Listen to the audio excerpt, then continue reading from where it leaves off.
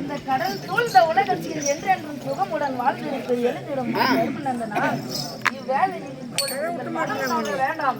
நீங்கள் துயரப்பட வேண்டிய காரணம் எனக்கு தெரியும்.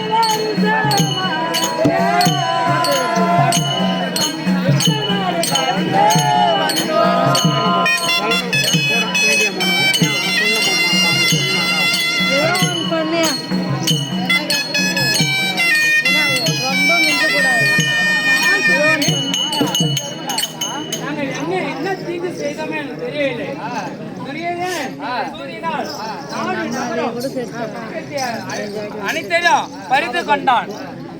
பறித்து கொண்டு 12 வருடம் வனவாசமும் ஒரு ஆண்டு காலம் அஞ்ஞாதம் தொலைத்து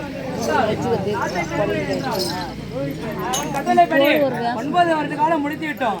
இப்போது 10வது பாலைவனத்துக்கு வந்திருக்கோம். இதில் எங்கு பார்த்தாலும் மணல் மேடவும் கட்டிச்செடியும் குடிக்க தண்ணி காய்கறியும் தென்படையிலே. ஆனால் பாண்டவர்களே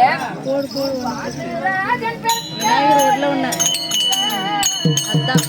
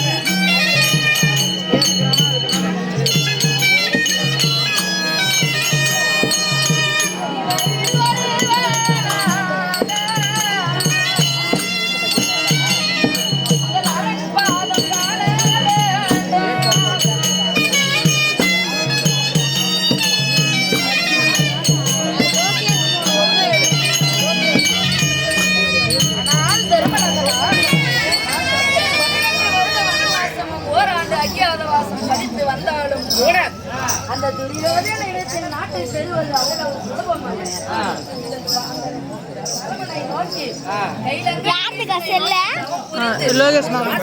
கனியை பெற்று வந்தாலும் கூட நாட்டை பெற முடியாது தர்மநந்தனா.